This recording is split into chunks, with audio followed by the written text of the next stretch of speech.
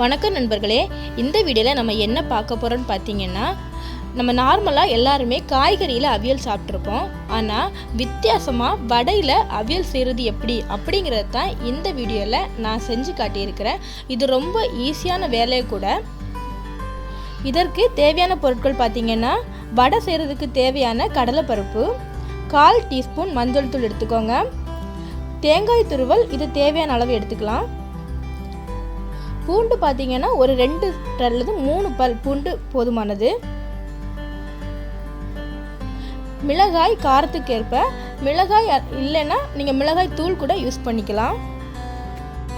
கடலைப்பருப்பை 1 hour ஊற வச்சு எடுத்துக்கலாம். இதை நான் 150 கிராம் கடலைப்பருப்பை யூஸ் பண்ணியிருக்கிறேன். இப்போ நம்ம அவியலுக்கு தேவையான தேங்காய், மஞ்சள், மிளகாய் தூள், பூண்டு இந்த எல்லாத்தையும் கொஞ்சம் அரைச்சி வச்சுக்கலாம். இந்த மாதிரி அரைச்சி எடுத்து வச்சுக்கோங்க. வடை செய்கிறதுக்கு தேவையான பொருள் பார்த்திங்கன்னா, பெரிய வெங்காயம், சின்ன வெங்காயம், இஞ்சி தேவையான அளவு எடுத்துக்கோங்க.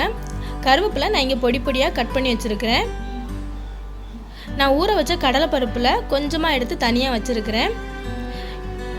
இந்த முருங்கைக்காய் நம்ம அவியலுக்கு தனியாக நம்ம கட் பண்ணி வச்சுக்கலாம். இதை 2ஆக கட் பண்ணி வச்சுக்கோங்க. உப்பு தேவையான அளவு எடுத்துக்கோங்க. பச்சை மிளகாய் நம்ம காரத்துக்கு ஏற்ப எடுத்துக்கலாம். ஆல்ரெடி நம்ம அந்த மசாலாவில் மிளகாய்த்தூள் சேர்த்துருக்குறோம், அதனால் கொஞ்சம் பார்த்து யூஸ் பண்ணுங்கள். காயம் இதில் கட்டி காயம் யூஸ் பண்ணிக்கலாம், இல்லைன்னா பவுடர் காயம் கூட யூஸ் பண்ணிக்கலாம். ஆல்ரெடி ஊற வச்ச கடலைப்பருப்பை நான் இங்கே அரைச்சி வச்சுருக்கிறேன். அரைச்சிருக்கிற பக்குவத்தை பார்த்துக்கோங்க. இது ரொம்ப நைஸாக அரையாமல் கொஞ்சம் குறக்குறோன்னு இருக்குது. அதுவும் தண்ணி நிறைய ஆட் பண்ணாமல் வடை பக்குவத்துக்கு கரெக்டாக அரைச்சி வைக்கணும். இதில் நான் கடலைப்பருப்பு ஆல்ரெடி தனியாக எடுத்து வைக்க சொல்லியிருந்தேன். இது நிறைய எடுத்து வைக்க வேண்டாம், கொஞ்சமாக எடுத்து வச்சா போதும். இதை நம்ம திரும்ப வடைக்கு தான் யூஸ் பண்ண போகிறோம். ஸ்டவ் ஆன் செஞ்சு ஒரு பாத்திரத்தில் நம்ம தண்ணி கொஞ்சமாக ஊற்றிக்கலாம். இப்போ நம்ம ஆல்ரெடி 2ஆக கட் பண்ணி வச்சுருக்கிற முருங்கைக்காயை இதில் போட்டு வேக வைக்க போகிறோம். இந்த முருங்கைக்காய் மூழ்கிற அளவுக்கு தண்ணி இருந்தால் போதும்.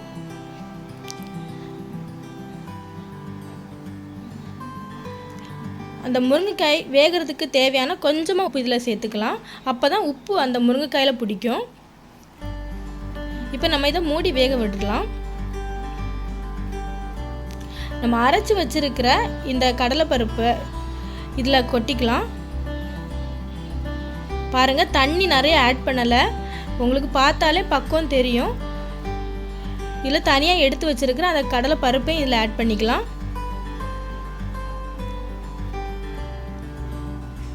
அந்த பருப்புக்கு தேவையான உப்பு,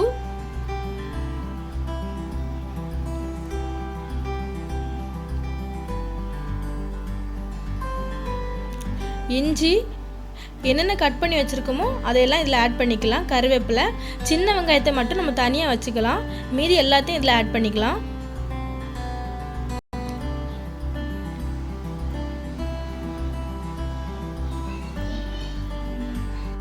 இது கூடவே நம்ம கொஞ்சமாக மிளகாய்த்தூள் ஆட் பண்ணிக்கலாம்.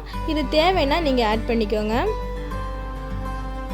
இப்போ நம்ம எடுத்து வச்சுருக்கிற காயத்தை ஆட் பண்ணிக்கலாம். இதில் நான் கட்டி காயம் யூஸ் பண்ணியிருக்கிறேன், அதனால கொஞ்சமாக சுடு தண்ணியில் ஹீட் பண்ணி அப்படியே விட்டுருக்கிறேன். நீங்கள் பவுட்ரு காயம்னா அப்படியே போட்டால் போதும். இப்போ எல்லாத்தையும் நல்லா ஒன்றா வடை பக்குவத்துக்கு நல்லா மிக்ஸ் பண்ணி வச்சுக்கோங்க.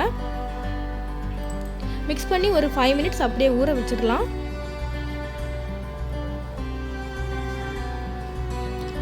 இங்கே நம்ம வேக வச்ச முருங்கைக்காய் ஒரு பாதி அளவு வெந்துடுச்சு. அதோட தண்ணி லெவலும் கொஞ்சமாக கம்மியாயிடுச்சு. இப்போ நம்ம அரைச்சி வச்சிருக்கிற அந்த மசாலாவை இது கூட ஆட் பண்ணிக்கலாம். கொஞ்சமாக தண்ணி விட்டுக்கலாம். அந்த முருங்கைக்காய் அந்த மசாலா எல்லாம் வேகிற அளவுக்கு கொஞ்சமாக தண்ணி வச்சுக்கோங்க. இதுலேயும் தேவையான அளவு கொஞ்சமாக உப்பு ஆட் பண்ணிக்கோங்க. இன்னொரு வாணலியில் நம்ம எண்ணெய் விட்டு அதை ஹீட் பண்ணிக்கலாம். இது நம்ம வடை பொரிக்கிறதுக்கு தேவையான எண்ணெய் ஆட் பண்ணிக்கோங்க. இதில் நான் கடலை எண்ணெய் யூஸ் பண்ணியிருக்கிறேன். உங்களுக்கு என்ன எண்ணெய் வேணுமோ நீங்கள் யூஸ் பண்ணிக்கோங்க. அந்த எண்ணெய் ஹீட் ஆகிட்டு இருக்க டைமில் நம்ம இங்கே வடையை உருட்டி வச்சுக்கலாம்.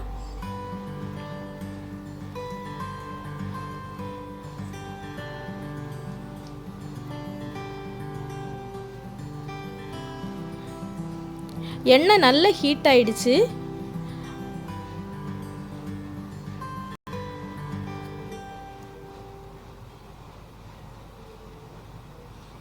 இப்போ கையில் கொஞ்சமாக தண்ணி எடுத்து தடவிக்கோங்க. நம்ம தண்ணி தடவிக்கிட்டு நம்ம வடை போடும்போது நம்ம கையில் ஒட்டாமல் வரும். இப்போ நம்ம அதை ஹீட்டான எண்ணெயில் போட்டுடலாம். எண்ணெயில் போடும்போது கொஞ்சம் கேர்ஃபுல்லாக மெதுவாக போடுங்க. கூடவே சிம்மில் வச்சுக்கிட்டு நீங்கள் வடையை அப்படியே போடுங்க.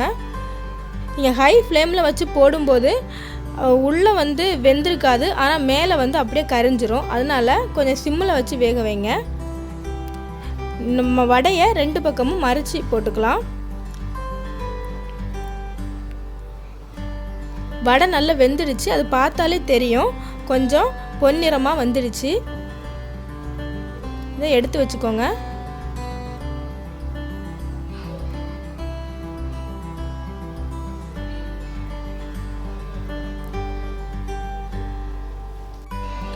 $150 கிராம் கடலைப்பருப்புக்கு எனக்கு ஒரு 20 வடை கிட்ட கிடச்சிச்சு. இப்போ நான் வடையை பொரிச்ச அதே வானலியில் எண்ணெயெல்லாம் எடுத்துக்கிட்டு கொஞ்சமாக எண்ணெயில் கடுகு தாளிக்கிறேன். கடுகு நல்லா பொட்டினதும் நம்ம ஆல்ரெடி சின்ன வெங்காயம் கட் பண்ணி வச்சுருந்தோம். அந்த சின்ன வெங்காயத்தையும் கருவேப்பிலையும் இதில் ஒன்றா நல்லா வதக்கி எடுத்துக்கலாம். இது எதுக்கு அப்படின்னா நம்ம அவியலுக்கு இதை ஃபைனலாக சேர்க்க போகிறோம். இதை வதக்கி தனியாக வச்சுக்கோங்க.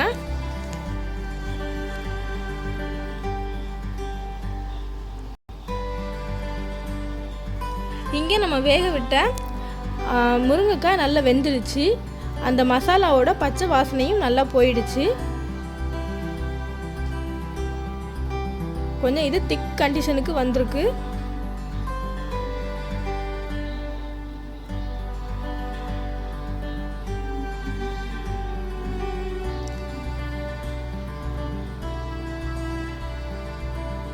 இதில் நம்ம பொரிச்சு எடுத்து வச்சிருக்கிற வடையை ஆட் பண்ணிக்கலாம்.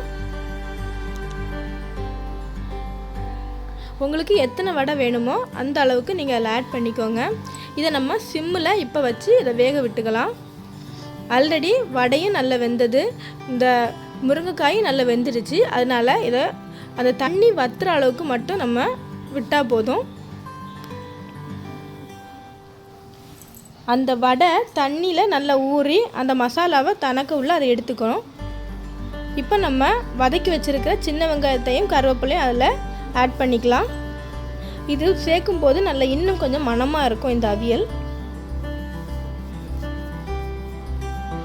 இதை மூடி நம்ம சிம்மில் வச்சுக்கலாம். இப்போ எக்ஸ்ட்ரா இருக்கிற இந்த வடையில் நம்ம ஆல்ரெடி வீட்டில் நீங்கள் ரசம் எதுவும் செஞ்சுருந்தீங்க அப்படின்னா அந்த ரசம் கொதிச்சு அந்த ரசத்தை கொஞ்சம் கொதிக்க விட்டு இந்த வடையை தூக்கி அதில் போட்டுருங்க.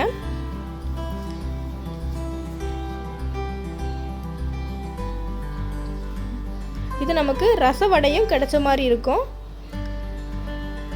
இதை நீங்கள் 2 நாளைக்கு கூட வச்சு சாப்பிடலாம். நமக்கு தேவையான வடை அவியல் தயாராகிடுச்சுது. இந்த மாதிரி தண்ணியெல்லாம் போனதுன்னு நீங்கள் ஸ்டவ்வை ஆஃப் பண்ணி எடுத்து வச்சுக்கோங்க. வீட்டில் எந்த காயுமே இல்லை அப்படிங்கிற பட்சத்தில் ஈஸியாக இதை நம்ம செய்யலாம்.